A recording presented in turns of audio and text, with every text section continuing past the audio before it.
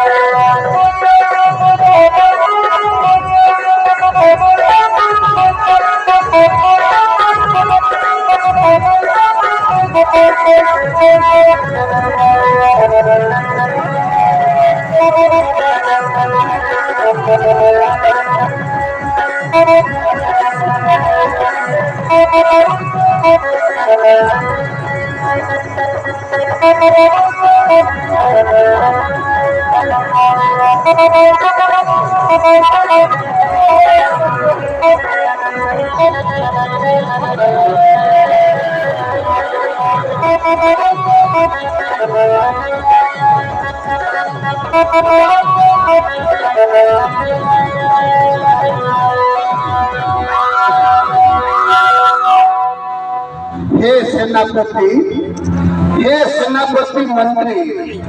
केबे मोर स्वामी गले तीर्थ गस्त करिबाकु मोर स्वामी आशीरा जाए तुम्हें राजा ही प्रजाजन को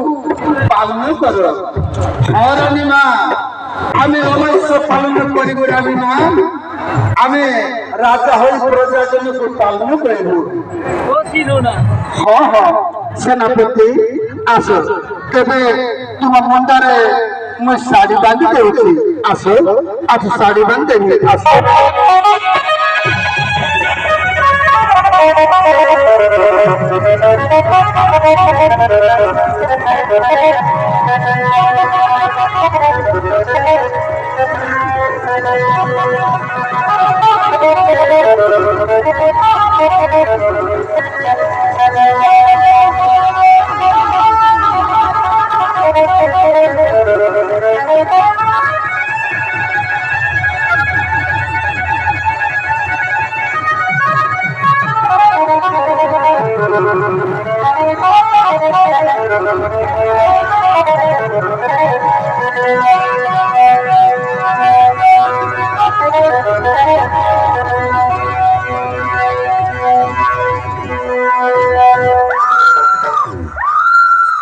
सेनापति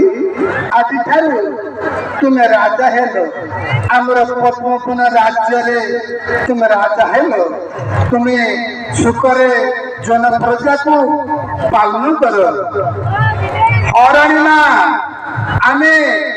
राजा हेलु जे सुखरे प्रजा जन को पालन करी ना। हाँ सेनापति तबे ठीक अच्छे हरणी माँ।